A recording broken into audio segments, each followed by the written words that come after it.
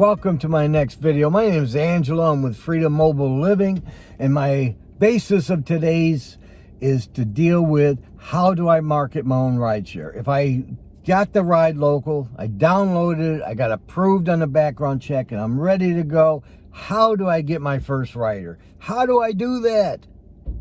I'm going to show you, and I'm going to tell you exactly how. A lot of it has to do with Google Ads. We do Google Ads in the back of the house of Ride Local to foster what? Riders. To get riders to try Ride Local. We do it in a number of different ways. We do it with promotions. We do it with suggestions. Or we just do it because we let people know that the rides are cheaper. How is Ride Local to maintain the rides cheaper? Because we check out prices from other ride shares. When we check out their prices, we remain competitive.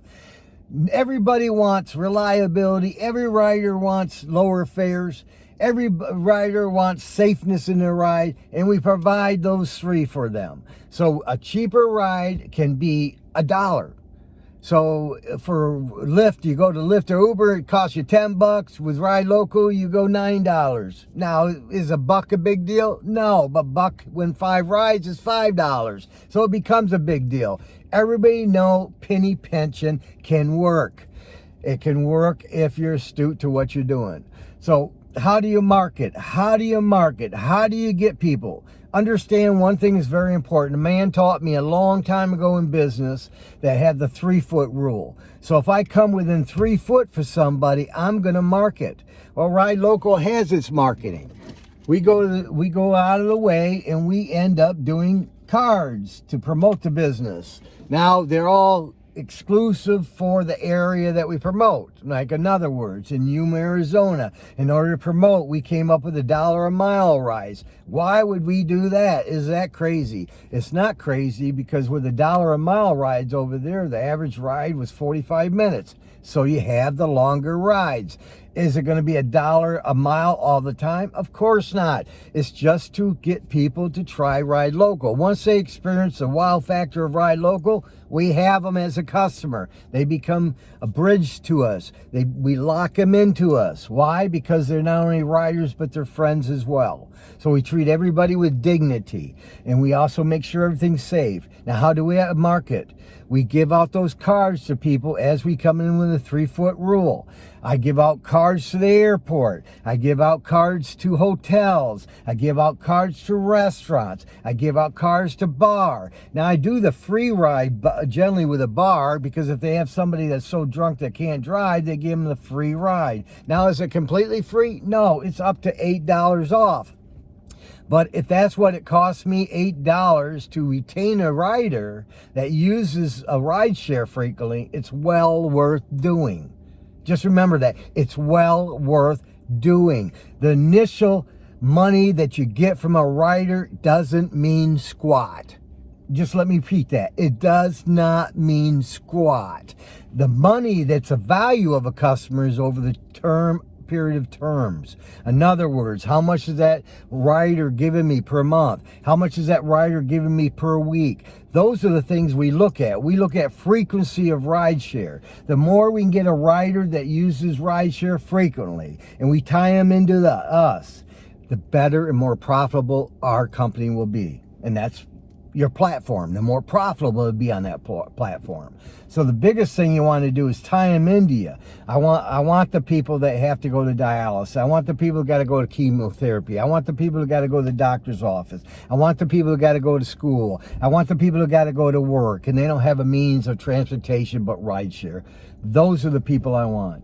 Now, even treatment centers. A lot of times treatment centers, methadone treatment centers are good because the frequency of the ride is paid by the methadone clinic. Now, how do we get them? We advertise for the methadone clinic. And why would they use us? Cheaper rides. They're lower costs than Uber and Lyft. They're more local. Ride Local is within your city.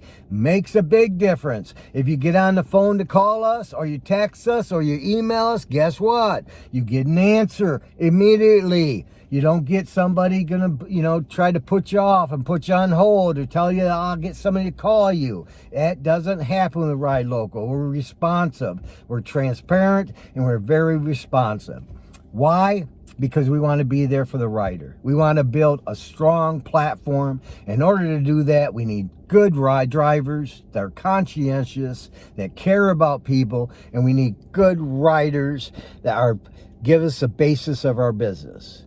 If I took a rider, do I want the rider that uses us once a month? Of course I do. But I'm more interested in the one that uses us every day or every week or every 2 weeks. So the frequency matters. It's almost like any business. Frequency matters. So that's what we try to do. We try to concentrate by having a niche into the frequency. We do it a lot that way, so it ties that rider into us. They have a need, we fulfill that need, and they are happier for it because they've saved some money. We're happier for it because we regained a customer and a friend. If you like this video, give me a thumbs up. Tell me you liked it and why you liked it in the comment section. If you have any thoughts on how to market, and we have other things to tell you about, but we generally do it after the onboarding process. So if you sign up, you go to ridelocalfl.com, and on the Become a Driver tab, it has a form that you fill out. Fill that out. That gives us all the information we need to do background checks. And that's very important, because once we do the background check, they come back, we're going to alert you, we're going to get you onboarded, and we're going to get you on the road making you 100% fares and tips.